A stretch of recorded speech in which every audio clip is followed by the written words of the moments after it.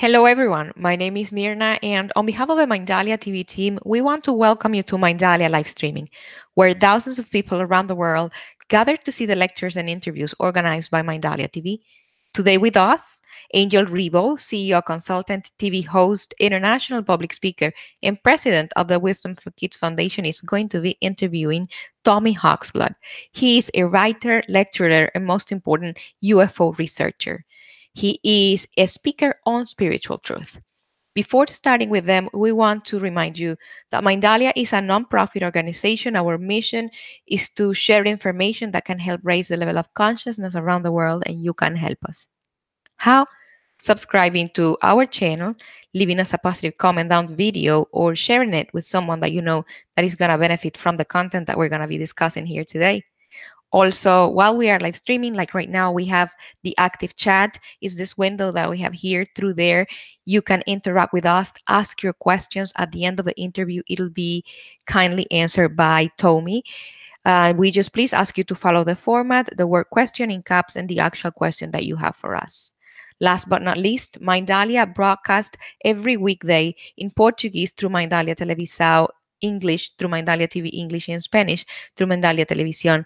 We invite you to visit our different channels, find out what we're developing there, content very interesting as the one that we're sharing today. And we also invite you to collaborate with your own valuable content. For that, you can go to our channel, click the link on the top of the page, and there you will find a form that you can fill out for our technical team to contact you. And it could be you, just like Tommy, sharing information through the different platforms of Mindalia. I'm not going to entertain you any longer. I'll leave you with Angel and Tommy. Guys, welcome to Mindalia live streaming. The screen is yours. Thank you very much, Mirna, and welcome to Mindalia TV, Tommy. Greetings. It's a pleasure. Thank you. Thank you for being here with us today. We're so thrilled to have you. I mean, you're such a source of wisdom. So let's start with our conversation. What's the spiritual truth, Tommy? Well, I studied multiple religions, at least 14 religions. I studied with shamans. I studied with a medicine woman 28 years. I studied with a Vajra master. I studied in the inner worlds with deities as well. So my knowledge is more abstract in a lot of ways, but it's more truthful to me. In the interim, I had 5 death experiences, and I spent about 35 years traveling out of my body. So whether we stay in the physical world, the psychic world, the astral world, I have much experience within them. And the truth, I would say, I became aware of all my past lives, from Atlantis to now. And that means seeing how the world really changed, not by what scientists say, because they don't have no clue, but what kind of races were here, what happened to us to bring us to a different level. Now, in Atlantis, which I say was when 9 races were brought here, and that was the beginning of the human species. During that time, I would call it the land of Garden and Eden, because of it was beautiful. People were actually psychic with 32 different psychic abilities. We didn't have to talk, but we were spiritual.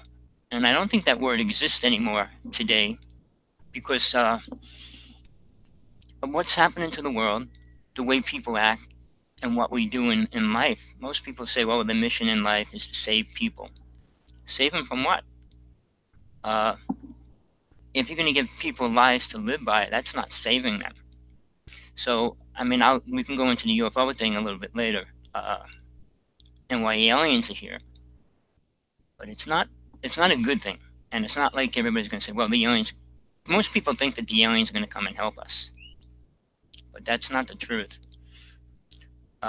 They've been working with us for thousands and thousands of years. And look at the human race right now.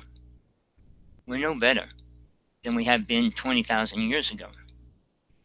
So when people say we're developing, becoming more spiritual, I say, what does that really mean to the average person? And when I ask people, what does spiritual mean to you? They can't answer it. they'll give a limited viewpoint. Well, I live by my truth. And I'll say, what's your truth? And everybody has a truth. But I say, there's 3 ways to describe that. Your truth, my truth, and God's truth. Yours and mine will probably be a lot different. And how much of ours are really connected to God itself? So over multiple lifetimes, I had 2 major breakthroughs in my past lives. One was Atlantis, learning about the psychic abilities and things like that. But the more recent one, I was Native in lifetimes, I was Tibetan, but the most important one, I was alive when Jesus was alive. I was a female in that lifetime. Mary Magdalene was my closest friend, and I got to be with Jesus the month before he died. So yeah, it was intense. Don't mind me, I'm freezing. Don't ask me why. Hawaii was warm up until the past 2 days, and now it's starting to get cold. But yeah, so over the past 10 years, I would say, I became really aware of my whole lifetime with Jesus, so I wrote a book. And that book is The True Teachings of Jesus from God Realization. Now, there's 2 separate places that human consciousness needs to go. The first space is self-realization, understanding thyself in comparison to the world, to life, and to God. Then the next step, which is much further down the road, is God realization. At that point, you truly understand God. And then you can truly live from that aspect of how being aware of God, what you do, what you don't do. So most people, the new phrase, I call it, the New Age world, about becoming one with everything, we're all one. I think that's a cop-out from life. I mean, by saying that, you're kind of downgrading God to your level. And then when you say I'm one with God, if you're not responsible to anything, meaning a God, you can do anything you want. In that space, people assume they can do anything they want. What I have learned, I learned 30. I actually worked with about 30 of the psychic abilities. One of them I wanted to learn and I couldn't, which was levitation. I never could do it. But outside of that, being empathic, out-of-body soul travel, and all those kind of things, I went through them. I was a witch when I was a young kid for years. And I was playing with white magic, and I learned all about it. But I never had a teacher teaching me those things. It was always by self-awareness, going within, and having direct experiences. I started working with the deity when I was 6 years old. I didn't find out who the deity was until I was 25. And the deity was Green Tara. But in the interim, I met my first alien. I saw my first ship. I was in a hospital with my brother when I was little. And a ship was coming right up to abduct him. And it came right up to the window. I jumped out of the crib, ran over, put my hands on the window. And I can go into the story. I don't know if they want to make it that complex, but I was 6 years old. I was having my tonsils out. And so was my brother. So he was next to the window. I was on the other side of the room, and it was one other person in our room. And it's 12 midnight, and the kid across from me we were talking, and then I see my brother standing up in the crib screaming, "Tommy, Tommy, Tommy!" And he didn't stop. So I jumped out of the crib, ran over to the window, and this giant light ship's coming right up to the window. And at 6 years old, I put my hands on the window, spread apart, and all of a sudden the ship just shot back out into space. From that point on, I suddenly realized I had some kind of protection, which nobody could teach me or tell me about because nobody would understood it. My brother never said another word about that, and he kind of blocked it out of his memory. But for me, it was only the starting point, because then after that, I had a lot of abuse and horrible things going on when I was little. So I was more of the black sheep in the family. My brother was smart when he was a little kid. He became a scientist, so he was always the smart person. But for me, I used to start daydreaming. And daydreaming helps you learn about soul travel and remote viewing and all those kind of words, because when you focus on something outside of what everybody's telling you to focus on, it's so different. And without the protection and the guidance of their programmed ideas, you can do a lot more. Children are open to spirit much more than adults. So from the time a child's born till about 6 years old, they see spirits and they talk to them. And that's when parents say, oh, don't talk to those spirits, they're not real. But they also feed you ideas like the boogeyman's real. So they program a child about what's real, meaning Santa Claus, the Easter Bunny, the Tooth Fairy, God. But by the time they're 6, 7, maybe 8, who knows, suddenly they've found out that they're not real. So that means they have to let go of all of them except God. God's real, but all those other ones aren't. But I was just doing a talk, and I was talking about superheroes yesterday. And people think superheroes, when they're little, are real. So when you find out they're not, it's different. But what I'm saying, when you go to the movies now, especially when these new movies like Wonder Woman and all those, there's so many adults there by themselves without children. I mean, I think Wonder Woman was a really good movie because it had a good theme in the background of it. If you, not just the movie, but there's a theme, which is good. So, but adults are desperate. I think now more than ever. They need something, whatever. They don't even care what it is. I'm against 90% of the speakers out there. The big names, I don't know if you want me to say the names of the speakers that I totally disagree with, but there's the top spiritual speakers on this planet. I totally disagree with all of them.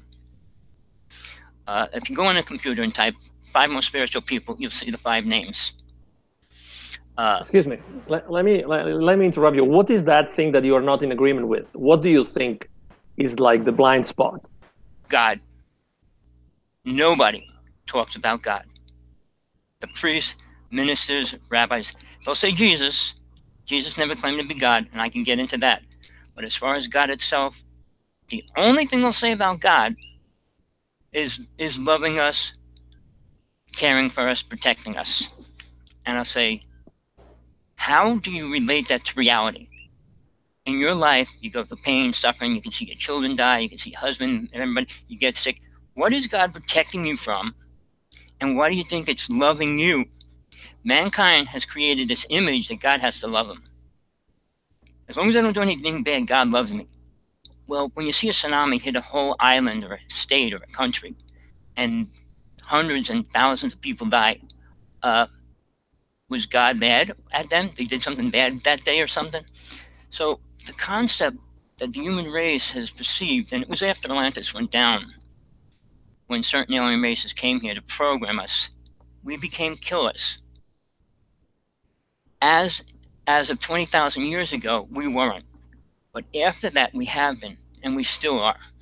And it's getting worse. Because now children are killing children. Children are doing these horrible things for no unknown reason. But over the past couple of years, I learned a few more things that most people don't talk about. I'll explain it, so maybe it'll help people. There's 150,000 people dying daily. 100,000 are usually from old age, hospital problems, and things like that. The other 50 are like drinking, drugs, and all the other kind of things that go along. But there's 350,000 being born daily. Now, people say they can reincarnate to whoever they want, whenever they want, and all those kind of things. Well, I say, look at the number of the planet. There's 7.4 billion people. 92% are poor and homeless. 92%, all right, around the world. If people reincarnated to a place where they wanted to be, don't you think that number would change? Because more people wouldn't want to be reincarnating into a homeless family and starving. They'd want to reincarnate to become rich and famous. And that is only about 6% of the population. So when people assume they can come back as whatever they want, it's assumption. I spent much of my time when I was learning to travel in the astral plane where all soul goes. when you die, you go to the astral. I'm not saying some souls stay here; they get stuck here. That's true. Ghosts and spirits do, but in general, soul moves on, and when it goes into the astral plane, their karma that they created in all their lifetimes is determining if they stay there in the astral plane or they come back here. 90% of people that go to the astral plane have to come back here. So there's a lot more coming back, but by the same token, there's still not enough number to keep up with the number of population that's coming in. And this is where I explain to people, aliens die. And when they do, they're reincarnating onto planet Earth. All species assume and believe that we're going into the golden age. And in the golden age, it's purification and beauty, and everybody wants to come into that.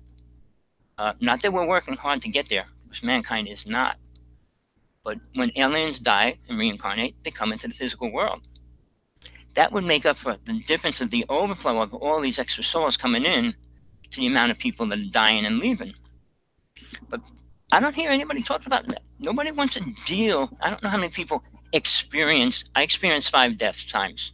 So, excuse me. So, these 200,000 people, let's say that you said every day? Every day, 350,000. Okay, so the difference would be like those 200,000, right? That would be the difference.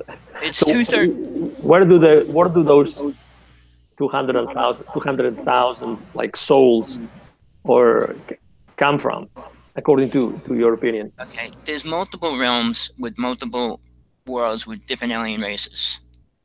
Soul's the same. Whatever this body, I call it the vehicle, and the word karma I use for car, C-A-R, meaning you drive a car, you have a flat tire, have an accident, so it's you're paying karma off. But the body is soul's car, how it gets around in this physical world. So if it took an alien body or whatever, it's still a body. Soul is the same. Whether it becomes aware or not is different. The mind within the physical body keeps soul from communicating. There's a separation between soul and mind. Buddhism doesn't teach that. No path does, because if you understood the mind is filled with multiple programs and ideas, everything you believe comes from the mind. And I learned that through death experiences, because when you're out of the body and you don't have a mind, and you don't have feelings and emotions and all those other things that the body does, everything's perceived different. You don't have to eat. You don't have to do any of the things that you do here. So all the things we do here have nothing to do with soul when it leaves and goes to the astral plane. It's called the astral body. The soul body goes much higher. There are a few souls that leave the astral plane and go beyond that. But another thing people don't talk about, every realm, because everybody goes, oh, I travel all in the worlds. It's not true. Every realm has a God. Jesus spoke about that in great detail. Moses is God. Jehovah is a god of the astral plane. Brahm and Kal Brahm of Hinduism is also a god there. So there's 3 gods there. But you also have Lucifer there. And Lucifer is an archangel, the same as Michael. And when people talk about angels, they don't understand that. To say Saint Michael. Michael, the alien? He's not an alien. He's not a saint. He's an archangel. You can't classify him as a saint. There are no saints equal to an archangel. So even religion's got that all kinds of backwards. You don't even understand. And I can go that way for a short second now. Multiple religions follow certain gods and angels and however. But in the New Age world, they don't believe in God. Most New Age people say I'm one with the source, the eternal power, or the universe. If that's your God, that's your God. Not that it's really God, but it's your God. But that also means, why would you turn around and say you work with Michael or Gabriel or an angel? There are angels out of the Bible. There's only 9 angels mentioned in the Bible. So if you're going to pick an angel, pick one with a different name at least, because then he's your angel. But if you don't believe in the Bible, which most people don't, not in the New Age world anymore, they think it's programmed. I mean, there's truth in the Bible. Not much. The stories are exaggerated and changed. and they were all written by man. So there's no God image in the Bible, especially what God is. And who is the person to write about God in the first place? Moses. That's a whole different story. I can talk about him for 2 hours. Moses was the highest black magician to live on this planet. All right. And then when you go back deeper into the Anunnaki and Enki and Anu and all those beings that were supposedly the father of Moses and all that stuff, you're going deeper into a world that's not real. Because man wrote all that stuff. And Zecharia Sitchin took it to a new level to make the human race believe it. All right. I was in Atlantis. The Anunnaki were not there. The human race, there were nine beings on this planet. And there were 9 different colored races. 4 races, the races that are here, black, red, yellow, and white, are here. But the colored races left. The blue race, the green race, the purple race. I call it the crystal race. Now, those beings, when they left Atlantis, one of each color became a god. Krishna was the blue race. Guntara was the green race. I mean, each one of them became a deity to work in the lower realms. The other ones went to higher realms. Once you experience anything past the astral plane, the desire to stay here is kind of like limited or very little at all. Once you see a realm where death, murder, lying, cheating, all those words don't exist anymore, it's bliss. I'm not saying the bliss state. The bliss state is between the astral plane and the mental plane, where you go into the light and sound and you vibrate within it. You don't think, you don't do anything, you just become that. It's a nice place to stay for a period of time, to relax soul, to be in peace and all that. But there's no movement, and you're no longer directly an individual. You're part of the sound current. So I tell people, don't boost your attention to stay there. Don't try to say, well, this is exactly where I need to be. It's only one stepping point. Now, God realization is a never-ending step. Every step you take, you get closer to it. But believe it or not, every time you take that step to get closer to it, it's really a mile, 10 times more miles away. Because the awareness and the greatness gets deeper and deeper, meaning it's still that much further, because that's how much more you have to learn. All that stuff doesn't ever get learned in physical reality. Because none of those things help people buy a car, go swimming, go fishing, drinking, none of that. It doesn't help with any of that. It doesn't help you make more money. I could be a liar. If I was a liar right now, I could be super rich. People want to hear lies.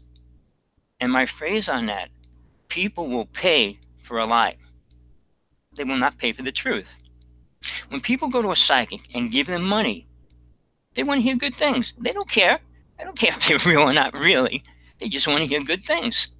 I don't think people go to a psychic to hear that their son's going to die, they're going to have a car accident, they're going to lose their lung, or this, that. People don't want to pay to hear that, even though it's true. They want to hear, oh, my Father in heaven loves me. My grandfather still loves me. They're watching over me, protecting me. They don't become angels. Nobody becomes an angel because they die. And many people believe that. Oh, they're my guardian angel. No, you don't become an angel. Those souls are reincarnating. And a lot of them, after about 10 years our time, they're usually back here as a different person. And you can change that. Tommy, let me ask you something. What do you think we are doing in this planet? What do we do? What are we here for? All right, that's the simplest question. It's probably the most important, because everybody has their viewpoint. And the worst viewpoint is we're here to save mankind. You're here to save mankind. God created us to let you save everybody. We want to believe that. We want to believe we're important. The truth is, when God allows soul to come down to this realm, it's allowing it to experience itself, to understand itself, not to understand 10 billion people from aliens or anything else. Understand yourself as soul. But we get so ingrained with the 5 senses of the body, smell, taste, and all those kind of things, we forget soul doesn't have that. It doesn't need that. So when we put our attention, we're not focusing on why soul's really here. it needed that experience to take a step forward. It's like you go to kindergarten, not because you want to, but you got to start somewhere. And then when you get in college, all right, you don't go from kindergarten to college, and you don't go to college without going to kindergarten.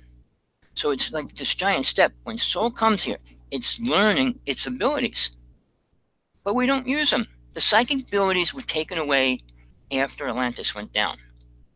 Sure, there's psychics here, but they're only using about 1% of their psychic abilities. Not one person could predict 1 minute in the future directly. So to say that they're psychic, well, I sense this, I feel that. Yeah, I was empathic. I was able to read people's minds. Whatever they were thinking, I saw it and felt it. It was horrible. It was the worst time of my life for 2 years. Imagine walking down the street and listening to the garbage coming out of people's minds. And it was never good. People don't walk around saying, I love God, I'm a beautiful being, I live in the light. I mean, people don't walk around saying that. They walk around the street, oh, I need to get some more money. Oh, I don't like my car. Oh, my wife's doing something wrong today. Oh, whatever. It's junk. So there was a book came out, I think, Seeing God in Everything. And it was a priest who talked about that. When he did the dishes, he would see God. Whatever he did, he related it to God. Well, the way you relate to that is not the dish is God. Like, God is everything. God's not a tree. God's not a lizard. God's not a toad. All the things we want to say, God is everything. God is what it is, and it doesn't come to planet Earth. So now, that's a concept that many people believe. God's here. Why? This vibration. Everything has a vibration. When you go from the physical world to the astral world to the mental plane, each vibration changes. This is the hardest course of vibration, so it's the hardest, solid. And the more abstract, I mean, the higher the frequency, the less vibration solidness is, so it's not solid. So once you let go of the physical body, you're not a solid object. When you let go of the astral body, you're even more closer to the light and sound than just being an object. So when soul's here, it's learning all the wrong things. There's no spiritual schools on this planet. Religion isn't a spiritual school because it's not teaching about God. We teach about morals, which we don't have in Catholic churches and Jewish schools and things like that. Morals have deteriorated, which is the destruction to the planet. We're living in a world where I could ask the average child, name 10 morals. I mean, the only thing I think parents teach children, don't steal, don't curse, don't lie. Outside of that, what are the morals that parents teach? Anything about spirit, God, or anything like that? No. So without the morals, society's crashing down. And then when they assume that they're God, they're not looking for who they are as soul. They're looking for their connection to being a God. And what's that mean? I could build, create, do anything I want. Well, something else I learned, as soul unfolds and becomes more aware, then there's a word that soul has to go through, ascension. And not everybody goes through it. Very few souls did. Jesus was one of the few. So when everybody says, well, I just went through ascension. Oh, really? What did you perceive? What do you know now that you didn't know the day before you went through it? So when people talk about that, it sends chills up me because I just feel so bad that society is washing away God, filling it with their ego. Now, I'm going to say a name. Oprah. She deals with Deepak Chopra and Eckhart Tolle. I don't know if you know Eckhart Tolle's teachings. He's living in the moment, living in the now. That's fine. But he has no clue of the future and the past. He doesn't know anything about death. You can't teach about life if you don't know about death. Because they're the same. Because we're not really going to be here for a long time. We'll be alive after the body dies. If you don't know much about that, you can't talk about the most important part of reality. Being eternal is a useless word if you don't understand and experience it. I'm eternal. What's that mean? Do you remember your other lives before this one? No. Do you know where you're going to go after this one? No. So what's eternal mean to you? That I'll never die. And what's that mean? If you don't know what death is and experience them and all the other things, it's like living in a box. I say people live in a box. They were told it was heaven, and they believe it. So why do you think we are reincarnated here? Why do you think when we come here? Okay, soul's not going to leave planet Earth until it understands spiritual laws. There are laws that exist in every realm below the below the soul plane, which is where the soul finally rests. Until you learn to abide by them, you can't move forward. In the Bible, for the Christians that don't know it, it says what can't be forgiven. People assume if they kill somebody, they can go to a minister, a preacher, or whatever, and say 1,000 Hail Marys and ask for forgiveness, and they're forgiven. No, in the Bible it says that's not even possible. So there's 2.4 million people on this planet that are Christians. So they believe a totally false idea. They don't understand what Jesus was teaching, which I also talk about, but they also don't understand the reason why they're here or anything. So the concept of that, well, Jesus is God. Jesus never said he was God. One sentence in the Bible, because one man wrote it, said Jesus and I are one, God and I are one. He didn't mean it that way, and he didn't say it that way. But when you deal with farmers and fishermen and try to teach them something beyond their level of awareness, it's hard. So Peter, which was Jesus' highest disciple, closest, all right, didn't understand what he was teaching them. So Thomas and Judas were probably the closest to Jesus. But in that interim, Jesus died.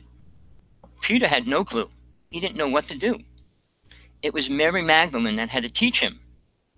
So again, man is still at the point of keeping women down, separate, lower than they are. And that's been going on for over 20,000 years, which is sad, because even in a native nation, the women are given much more abilities and credibility. When they go to war, the elder women have to say yes. So, I mean, in this world, the men wouldn't want to let a woman tell us what to do in a war zone. And that whole concept is really twisted out of place. I mean, did you want to talk about something specific or ask a question before I keep going? I just don't want to keep going and going, but I can. Yeah, no, I think it's, you definitely bring a very, very special or different point of view. So, and we really appreciate that. And, people, as you said, I think there's a lot of people that need help because they're suffering. I agree with you on that. And you mentioned that before. How can we help them to have a happier life? All right. See, the word happy is man's ego. Soul's not a happy entity. It's an entity. It doesn't have the brain with blood and a heart and nervous system, feelings and emotions. It's aware. So to say happiness is a man-created word to keep mankind here.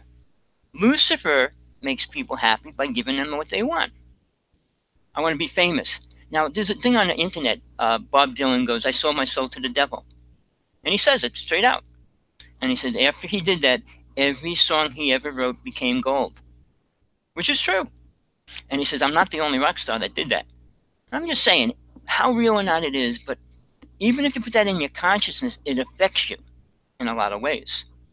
But now, something that people don't want to understand, that Lucifer's here too. And he has his demons all around us. And when people accept that, it pulls them into this reality of drinking, partying, having fun. What's fun? What's excitement? What's this? I mean, people love each other. For how long? A week, a year, 10 years? And then they still split up. Love is a thing that keeps growing like a flower. It doesn't die and just fall off and you throw it away. No, it should keep growing. When it doesn't keep growing, you were never truly in love. Because love is a non-ending thing. It never ends. So the concept of that, but then that connects you to God. So without that whole piece there, you're in this world holding on to these things. So yeah, soul's not learning anything. So how do we make these people happy? You can't. They don't want the truth. You can't tell them this isn't about being happy. There's too many things on this planet that'll stop us from being happy. Sure, you can be happy for a moment here and there. Go on a vacation for a week and feel good for a week. But then you got a whole year of working again. So the concept of being happy, we have to squeeze it into everything we do to make ourselves feel good. But here's the thing. You want to feel good? Learn how to leave your body. Take your first step outside of your body. Whether you want to call it astral projection, soul travel, whatever you want to call it. When you experience that for the first time, your whole world changes. You're no longer believing that this reality is important, because it's not. Learning how to fish, learning how to build a house doesn't help you in the astral plane. And how do we do that? How do we learn to leave our body? There's multiple techniques. There's simple techniques, there's complex techniques, but the easiest way, I'll give you the shortest way I can describe it. It's a form of meditation. Now, the difference between meditation and what I'm saying is you're not going to block everything out to keep everything blocked out. You're not going into nothingness, which is the standard meditation. You're going to go into a place where it's dark, get rid of everything, and then bring a light in there, a ball of light. Focus on that ball of light. And now you're going to go through that light. Or if you've got a greater imagination, create a doorway. And then you say you're going to go through that doorway. And this is all through the meditation.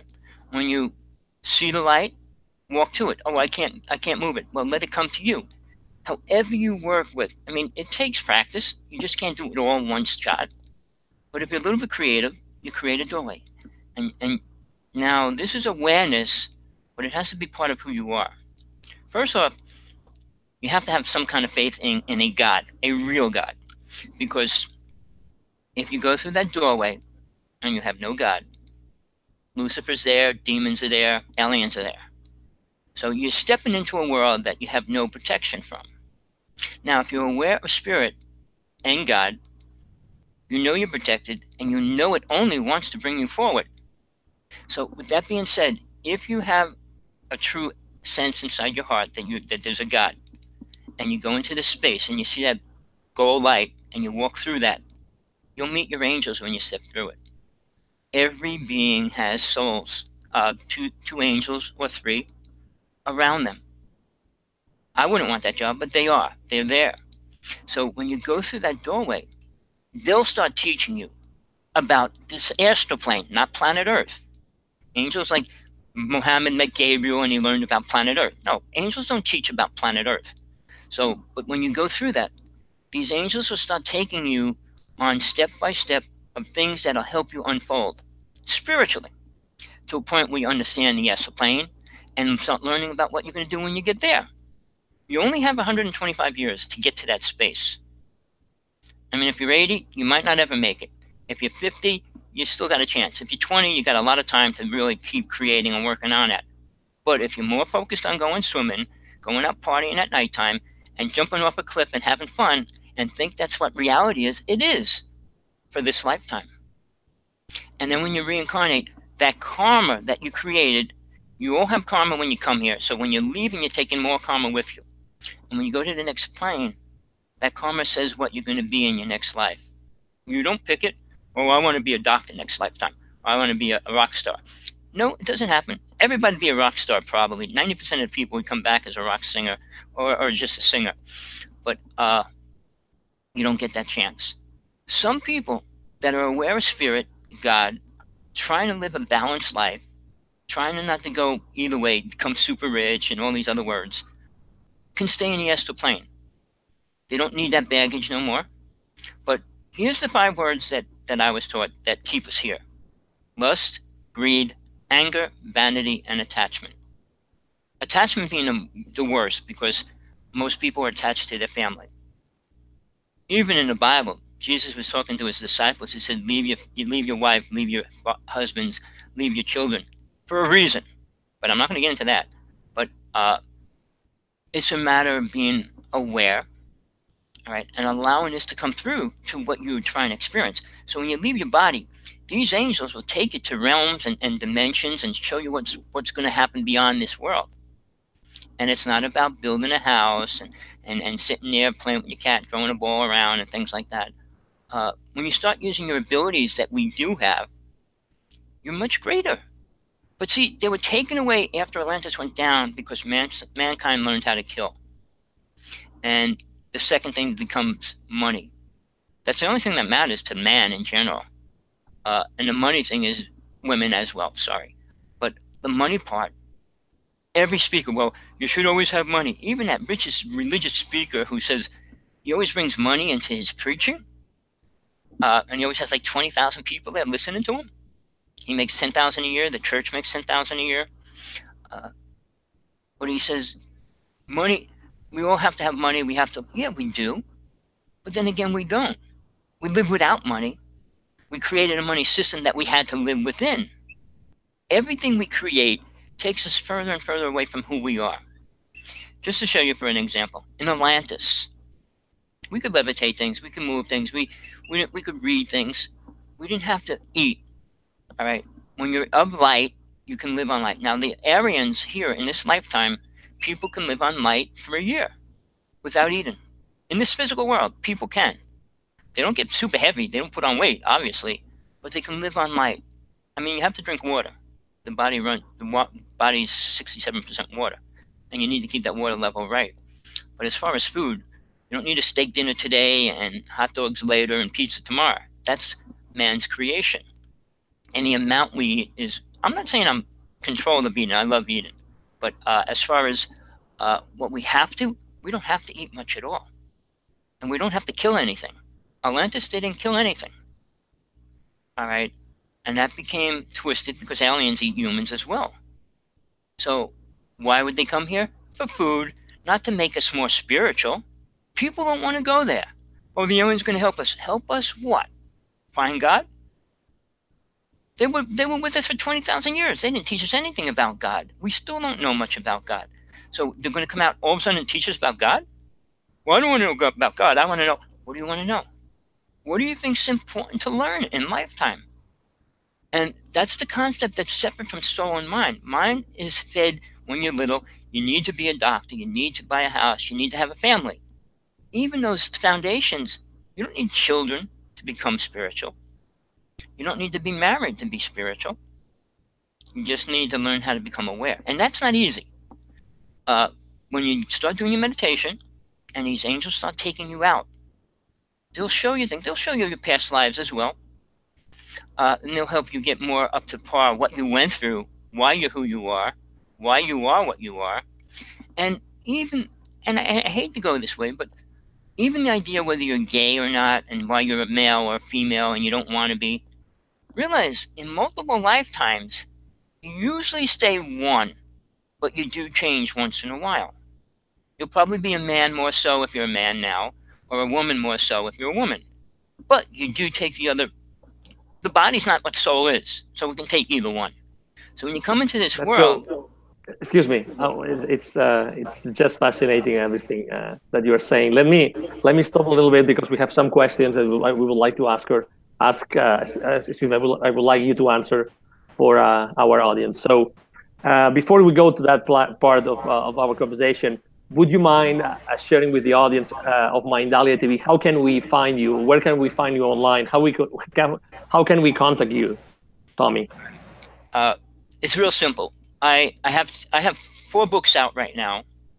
Anybody that wants my first 2, I will send it to them as an ebook for free. My first book is How to See God, and my second book is When Truth is Called Crazy, and that's my autobiography. So I don't care where you are, what you're going through, you can still step out of that. And my book of what I went through explains that. I went through the worst things, and I don't think there's too many people that have gone through some of the things I did. I mean, sure, being in the prison for 10 years is horrible and all those kind of things, but I did some things that are really bizarre. But my name is Hawksblood, but I'm all over the internet under Hawksblood1, HAWKSBLOOD1. I do a radio show. I almost was on almost every radio show in the United States and parts of the world. I did a couple TV shows, but the problem is I speak too real. People don't want the truth because they want to push their lies. So it's hard for people to open up. So you can contact me at hawksblood1@AOL.com or howtoseegod@AOL.com. I answer my emails all the time. I'm as real as I can get. I only have one person that I'm accountable to. There's only one thing I account myself that I have to be responsible to, and that is God. Not no president, vice president, Congress people, friends, brothers, sisters. No, God only. And God first is always the way you should put life, because when you do that, everything else will fall into place underneath that. But excellent. Perfect. Thank you. So give me a second. Let's go for the first question. Are there good and bad types of aliens? Well, let me explain that, because that's really important, especially for the UFO people in the UFO world. Good and bad is man-created ideas. Like, everybody says God is good and Lucifer is bad. That's a concept of a man-programmed idea. Now, aliens, like humans, have a word that is called agenda. We all have an agenda. Why we live in life, why we assume we have to do these things. And it's what we create in life because of that agenda. Or we want to move forward, so we want to build spaceships. But it's an agenda. Every race has an agenda. Whether it's taking over the universe, taking over the solar system, taking over the whole galaxy, however words you want to use that. But every race within itself has their own agenda. And it's not like what Putin has an agenda, what Trump has an agenda. It's what they have an agenda for. But the serious line that goes beyond that, even if you have an agenda, there's only one thing that they all need, and that's food. The only reason why they go other places really is to find food. That's why people traveled. The native people would burn down the area where they would and had to move to find more animals to eat and more things. So it's based on food. So realize alien races are much more advanced technically, not spiritually, than us. They can travel faster, more dimensions than we can. They also had the ability to change time, which Tesla actually created in 1900. So, are they good aliens? No, they are not. They all have an agenda. If there was a good alien race, they would help us become a spiritual race. If they're good, to me, would mean spiritual. I mean, good, just friendly kind of people. They like to hang out with us. No, that's just man's game of playing. So the agenda, when a race, let's look at it simply. Look at a planet. Say, let's go beyond the universe. Alphatron, Abatron, for a word, of a planet in a distant universe.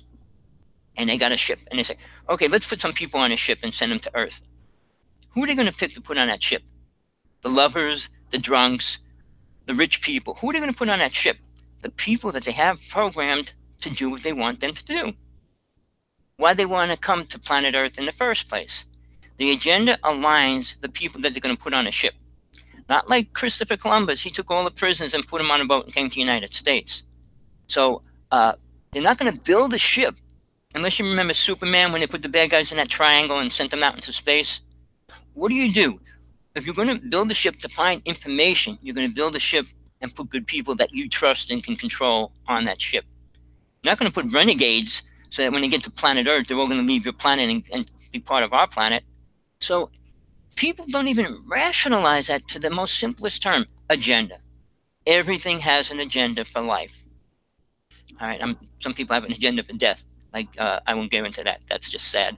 But I hope that answered the question. Okay. Next question. What type of aliens are here on planet Earth right now? Well, I know 9. 9, N-I-N-E. All right. Putin said this, that Russia's working with 37 alien races. The person I did my show with, her husband worked for the government. He worked in the army. He flew the first UFO. He said they were working with 37 races. Bob Dean worked for the government, who just died last week. He said he worked with 37 alien races. All right. Working with alien races is like going to a dinner party and meeting different people. But the ones that do things, like the Greys, the Reptilians, the Nordics, all right. Now, there's 5 different Greys here. They're not all gray. They're not all small. Then you got the Mantis beings, which control all of them. On many of the mother ships, the Mantis controls them all. So when we talk about these other races, this is Syrians and the Pleiadians. Now, that's another word, which is very important. Billy Myers, if you don't know who Billy Myers is, you need to pull him up online. He was working with aliens for a really long time. He had more videos of ships and everything. And I met a friend of mine who became friends with him and actually was on their ships and stuff. But they're the Pleiadians. And they have been working with the planet in their own way, not helping us. But he showed videos on top of videos of them. So during that interim, We shot one of their ships down. And they even warned us. They said, you shoot one more of our ship down, we will attack the planet. But they're us from the future. Now, why would they come from the future? Because if we destroy the present, we destroy the future. So that would be the only reason why they're here. Not because they love us, not because they care about us, but they care about their present world and reality. Now, when we go into the Greys are dying. They're dying out. And that's why their whole thing is about abducting women to take their ovaries and produce children and all that, to keep their race alive. The reptilians are different. They're a warring creature. They eat and have sex with humans. They're like a sick race, if for a word. They don't agree with us. Their agenda is totally different. Greys can live on this planet underground. Reptilians can't live on this planet because it's not radioactive, which it's becoming. And I really feel once we destroy the planet enough, they will stay here. That's just a futuristic idea, which is not going to happen in the next 50 years because there's so much going to happen in 25 years. But there will be a war soon. I have a good friend who said that it's going to happen, and he says, remember the war of 2034 is Armageddon. Multiple people agree on that date. Now, I hate to go around too much, but Al Bielek and Preston Nichols were involved with the Montauk Project Philadelphia experiment. He went into the future.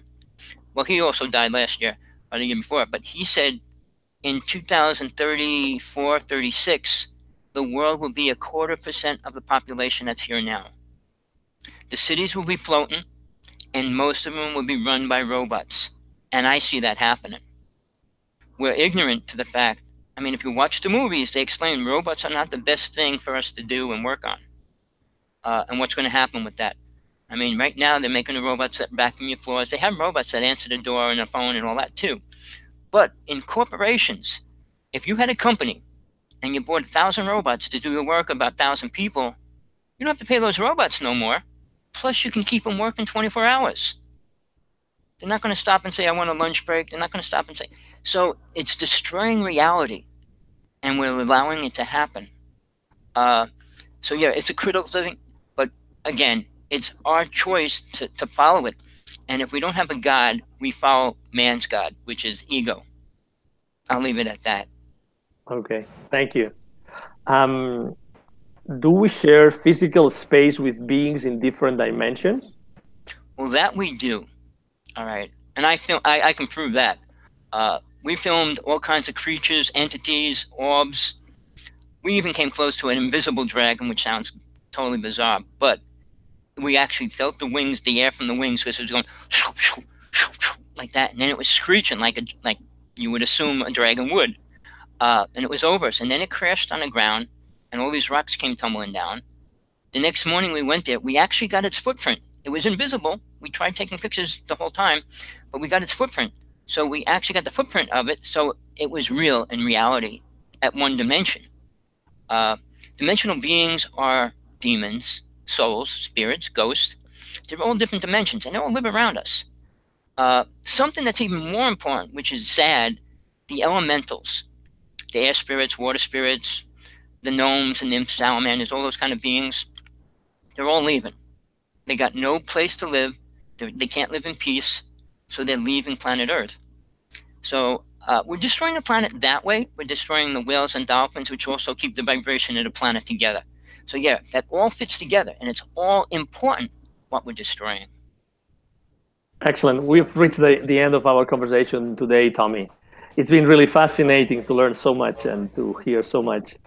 Could you please repeat what's the easiest way to reach out to you and to contact you, please? Okay. Anybody that wants to call me, text me, write me. Hawksblood, the plural of a hawk is blood, number one, the number one, AOL.com. I answer my emails all the time. I'm very active on a lot of radio shows. I am a debater. I write letters to the Pope, to the President, to the Dalai Lama, you name it, every day. I'm on top of things. I do what I can, but please feel free. If you want my book, just text me and just say, want first book, second book, and I'll send it to you. Awesome. But it was a pleasure. Thank you so much. No, please, thank you. The pleasure was ours. Thank you very much, Tommy, for being here with us and for allowing us to learn so much from you. And to Mindalia TV's audience, this is Angel Rebo with Mindalia TV. Thank you very much for being with us today, and hope to see you soon. Bye-bye.